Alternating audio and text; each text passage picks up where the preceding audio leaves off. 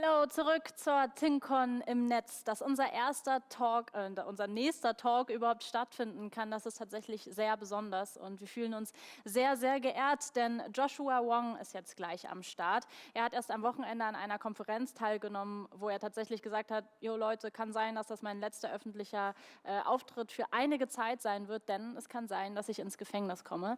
Deswegen ist er heute zwar da, aber in einem aufgezeichneten Gespräch, weil alles andere leider gerade nicht möglich ist und wir freuen uns eben deswegen sehr darüber. Und ihr fragt euch jetzt vielleicht, Gefängnis, was, wie kann das denn passieren? Joshua Wong, der kommt aus Hongkong und er führt dort schon seit einigen Jahren wirklich krasse Proteste an. Er kritisiert jede Einflussnahme Chinas auf Hongkong und das würde hier in Deutschland natürlich unter Meinungsfreiheit fallen. Dort macht es ihn eben zum Staatsfeind und setzt ihn eben einer Gefahr aus. Joshua war übrigens bereits 2014 unter den Top 25 einflussreichsten Menschen des Jahres beim Time Magazine und er wurde schon mehrere Male, und das in so einem jungen Alter, für den Friedensnobelpreis vorgeschlagen.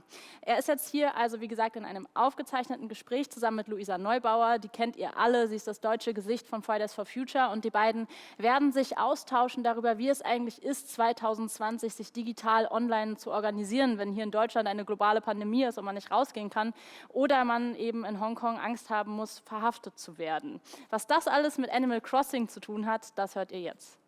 Welcome, Joshua. Thank you so much for taking the time. I'm super excited that we meet. It's a huge honor to have you here with our TINCON audience. I have asked on Twitter and Instagram if people have questions for you, and it was overwhelming. People have a lot of questions, so we dive right in. First of all, how are you? Now it's the difficult time for me because with the national security law introduced by Beijing towards Hong Kong, I am not guaranteed and not sure that whether Beijing will arrest me and send me to black jail or not after next week when the evil law is passed in Hong Kong. So now it's the tough time for me. Oh, that sounds incredibly difficult. What is it? How is your support system in Hong Kong running? Like, do you get protected? Yeah, so Hong Kong is the city with 7 million population, and we are the one who asked for free election, which means we hope to have a vote to freely elect our government. Unfortunately, even 2 out of 7 million people took to the street on the same day on last summer. Beijing still ignore our will and continue crackdown on Hong Kong. Even last September, we forced Beijing to stop the implementation of the controversial extradition bill that might extradite people from Hong Kong to face the trial in mainland China. In 2020, Beijing still continue arrest people. Hong Kong is the city with 7 million population, but now more than 9,000 people were arrested, more than 1,600 people were prosecuted. I am among one of them, and 100 of my fellow friends were already physically locked up in prison. So with such tough and difficult time, how to keep our courage and determination, I think we just hope to seek for global solidarity and learn from more activists around the world, just like you. Yes, I feel like for movements around the world, learning from each other and sharing experiencing and like keeping each other's up and keeping each other's backs is incredibly important. You've been arrested multiple times now and you still keep fighting. And one of the questions that was most frequently asked by people online was, what is it eventually that gives you the courage to keep on fighting? I'm being asked that a lot, and for me it feels often that obviously the hope needs to come from inside ourselves, the action that we're doing. How do you feel about that? Now I'm at the age of 23. I've been arrested for 8 times, being jailed for 3 times, and I still have the court case that need to face. And what we're asking for are just a fundamental demand to elect our government. And I would say that social movement or street activism is kind of process of self-actualization to turn something impossible to be possible. And the threats can't defeat us, just make us even stronger determination. So, and that's the reason for me to organize the campaign and hope to let those upper-class adults and elite to realize that young generation or even generation younger than me, just like millennials or Gen X, they could be the master of their own house, and our future should not be dominated by them. And we wish the next generation can determine our destiny. That is really, these are really important words, I find. And the question of, being the change you want to see in the world is, I feel like, some of the most important messages for everyone around the world. Now with Corona, we as the Fridays for Future movement have been struggling a lot because it's very difficult to organize on the streets without harming people, without, imposing a danger for them. How has Corona impacted your struggles, your activism, and your mobilization in Hong Kong, especially? During the outbreak of COVID-19, Beijing just took the advantage when the world needed to deal with the pandemic. The communist regime just tried to introduce the brainwashing propaganda and forcefully implement the national security law to Hong Kong. And this law might pass on 30th of June, which is the day before 1st of July, the anniversary of handover. And but I would say that because the outbreak of the pandemic almost end on early June, so on early June, even Hong Kong police banned our protest. We still have more than 100,000 people took to the street to commemorate the Tiananmen Square massacre with our candle and to join and organize the vigil, which is really important to show our critical attitude to China. But if you ask how we still keep the momentum, I think Animal Crossing is one of the platforms for us to organize online protests. We just turned the island to be the protest zone and let people around the world to realize that even we need to stay at home and we can't go to the street, but we still have lots of way, no matter live stream, video conference, or how to have our protest artwork not on the street anymore because of the COVID-19, but on Twitter, on Reddit, or on Animal Crossing. It will be more creative and also let people aware the unique of Hong Kong. That's a really interesting point you're making. Like coming from the climate justice movement, we have been using digital platforms too, doing digital online strikes, being present in online spaces where you don't have to keep the distance. I believe that the idea of activism on Animal Crossing is something that not many people know about, especially here in Germany and Europe. Could you quickly explain how does it work? So Animal Crossing is the Nintendo Switch game that will allow people to freely decorate their island. Lots of people around the world, when they play this kind of game, they would just decorate it with lots of equipment and maybe add some of the poster of the pop star or some of the family photos or etc. But I think in this video game, when it allows us to import some of the photo from the computer with scanning the QR code, we just created the idea for people to decorate the island with the slogan of Free Hong Kong, fight for freedom, or etc. So I think all we learned from it and also let you know that having protests is not only a kind of boring assembly. It could be really creative and fun, and lots of Gen X and millennials that might only play Snapchat or Instagram and even don't use Facebook. They could also be inspired and to realize that how their friends hang out on the island, and you can visit other islands. So I think that's also the way we try to do. The sound is really cracky right now. I could still understand you, but maybe if you can check again. Yeah. How is that right now? Testing.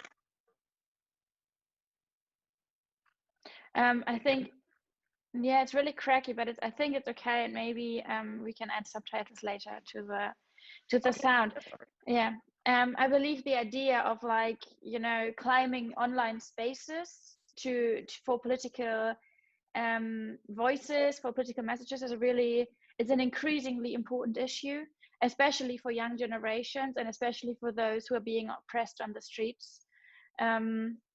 I believe that might be one of the, the increasing trends worldwide. Now, you spoke about the danger that you are in, the repressions that you are facing. We are here today with a German, a European audience. What is it? What would your message be to those who are watching right now? What can people outside Hong Kong do in order to protect you and the struggle of your movement? So Hong Kong people have fight for democracy. I can't hear you. Maybe you have to. Oops. For just a second, it was really good. Can you hear me? Can you hear me? Yeah, Testing, that's testing. perfect. Yes, Okay. yes. Yeah. So Hong Kong people have continued to fight for democracy for more than 3 decades, but right now I think Hong Kong is on the brink of bloodshed and also the brink of fully collapse and crackdown from Beijing. We, including me, are facing a risk with the national security law. It's just like the secret police in Germany of last century. It could arrest, they could arrest me by secret police and torture me without any lawyer visit. And the trial or prosecution might not take place in Hong Kong. It might take place in mainland China. And I might be, I have served jail sentence in the previous day in Hong Kong, but I think I might face the risk that you serve the jail sentence in Beijing. And we all know how the German government or the European Union or European Parliament already passed some of the resolution or issued a statement to oppose the national security law. But all we know as activists, actions speak louder than words. So how to facilitate and encourage world leaders to send a clear message and signal to Beijing not to erode on Hong Kong's freedom. And black jail should not be the place to detain or torture Hong Kong activists. And what we wish to do is to call on the global community to stand with Hong Kong in such critical time, because I think what we realize is now it's already one country, two system, which means Hong Kong and mainland China are different in the previous day, but turned to be one country, one system. I think that's a really important message, because I feel like oftentimes people don't understand how things are interconnected, and that the struggle of one movement is so, so close to the struggle of another movement. And what are you fighting for in Hong Kong is something that concerns us too. German governments, European governments, claiming to protect freedom, but making deals with authoritarian regimes who are, oppressing others, who are diminishing your rights and your freedom. I think that is really something we need to think about, especially when it comes to not only, public solidarity, political solidarity, but the solidarity between movements, between, the publics of different countries, of different regions. How do you think, what is the next steps for democratic movements worldwide? What do you think needs to happen next, especially looking, looking at the interconnection between movements such as Black Lives Matter, such as Fridays for Future, such as your movement in Hong Kong? The first is Hong Kong, the next is Taiwan, and later on is the rest of the world. And we strongly realize the difficulties and the tough time that we face, but we just hope to let the world to know that kowtow to China is not the only way out, and kowtow to the authoritarian regime should not be the option for activists and also world leaders. So I think for how to keep the momentum, of course, Hong Kong people will keep on our protests, but we also hope to let the world to realize that it seems how China right now is waging a new Cold War on liberal democratic value, and it's equally necessary and critical for the world to step up and hold China back, and not to erode on Hong Kong freedom. Because when Hong Kong is stand in the forefront to confront the largest authoritarian regime in the world, I think that's also the value that we recognize. And also we wish, apart from dialogue with politicians, we could also have more solidarity among the activist circle in the global level. I very much agree. By the way, that's why I'm so happy as well to meet you finally. I believe ultimately, it's a struggle for human rights and for freedom and for just democracies that basically connect the dots around the world. Whether it's a fight against climate collapse because it's ultimately just the biggest injustice, whether it's a fight for freedom and for democratic votes and independence, whether it's a fight for human rights against racism, against sexism, it's all interconnected on the level that we acknowledge that we have to fight for human rights wherever we are, that we have to fight for freedom because it's in danger. It's effectively being taken, it's effectively being endangered, our basic human rights everywhere and our freedom. I have been wondering, you are now running for a seat at the elections. Is it still happening? Are you still running for the next elections coming up in the Council of Hong Kong? Is that correct? Yeah, so this is a good question. So the election is scheduled on 6th of September, but I think the uncertainty that we face is whether Beijing will bar me to run for office, just like how they bar me to run for office in 2019. But I think compared to my personal situation, more critical and complex or tough that we might need to face is in the worst scenario. After the national security law passed, once we call on President Xi to step down, we might be arrested. It's kind of speech crime. So it's not surprise in the worst situation, Beijing will cancel the election on September. So I've announced and applied to run for office, but I think now that's really lots of uncertainty. Is it the fact that you're running for office, is it then also like an activist method that you're saying you're actually claiming to have a seat to, keep on the fight for democracy there? Yeah, we hope to legitimize public support on our street activism and our campaign raised and initiated by activists. And I think that's the reason for us to apply to run for office. And we also hope the pro-democratic camp in Hong Kong can fight for a majority in the Legislative Council in order to block Beijing hardline interference through the legislative process. And also the results of the election on September will also reflect our determination to stand up against the regime chilling effect towards Hong Kong. But how will be the reaction of Beijing? I think time is running out in Hong Kong and the clock is kicking already. So within such timing, we just hope to let the world know that which seems to be now or never.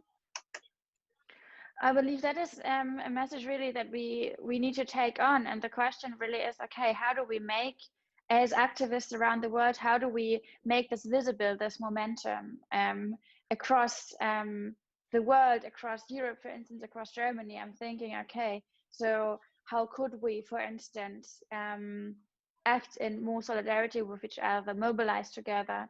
I really think that is something to take away, from one movement to another. Looking at the situation here in Germany, for instance, young people are here running for office too, but under completely different circumstances. And many people are saying, yes, we need to go in the parliaments, we need to go in the councils to have a say, to make young voices, to make progressive voices, to make pro-democratic voices being heard everywhere. And that needs to be on the streets, but that needs to be in the institutions as well. But obviously here, the situation is a completely different one, since basic human rights are much less threatened than for you in Hong Kong. So I really feel that is one task that we have here, to do everything that we can to support you and your fights over there, especially in your incredibly difficult situation right now. Is there are there key figures that you're looking at in the international arena of governance? Who are the ones you are maybe looking at? Who are the ones who could be the hope for you?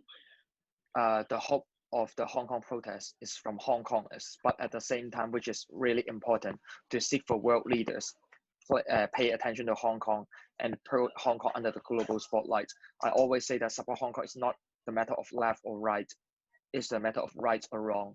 And it's not also about the tension between US and China or the tension between Europe and Beijing.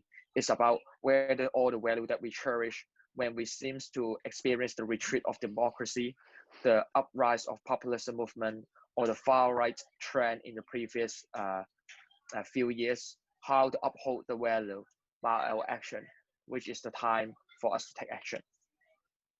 That are really strong words, and I feel the idea that we are all one, that everything is interconnected, and that movements need to support each other, to fight for right against the wrong.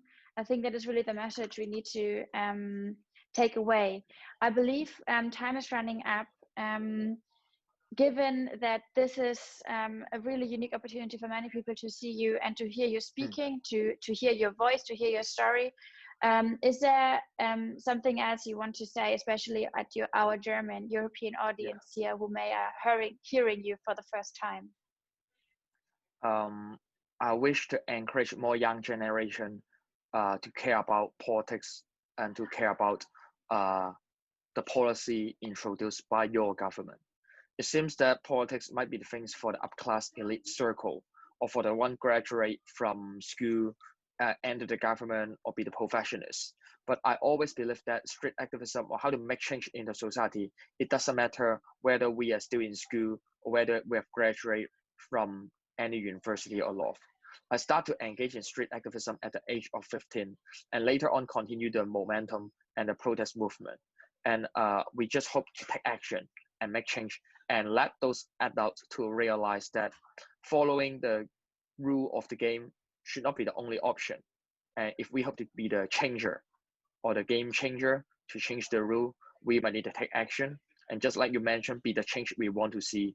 And I just hope to encourage more young people to figure out how start from their daily life, no matter online campaign, share some of your thoughts or idea on Twitter, on Reddit, or on Facebook. Every movement or tremendous change start from every small step. So don't hesitate to take action.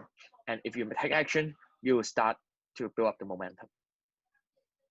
That are beautiful words. Thank you so much. And that is what we need. We need young people to fight for the future wherever they are, and to start wherever they can, if it's small or large steps. Because eventually, we need marches and we need a lot of steps happening everywhere. So thank you so much, Joshua, for taking the time. We hope to hear from you soon. We obviously all are feeling with you, and hope you are going to be safe, and you are being protected well enough. And I believe we will meet on the streets, in our minds and our hearts, wherever we are around the world, fighting for human rights, justice, freedom, and a safe future. Thank you. Take care. Okay, bye-bye.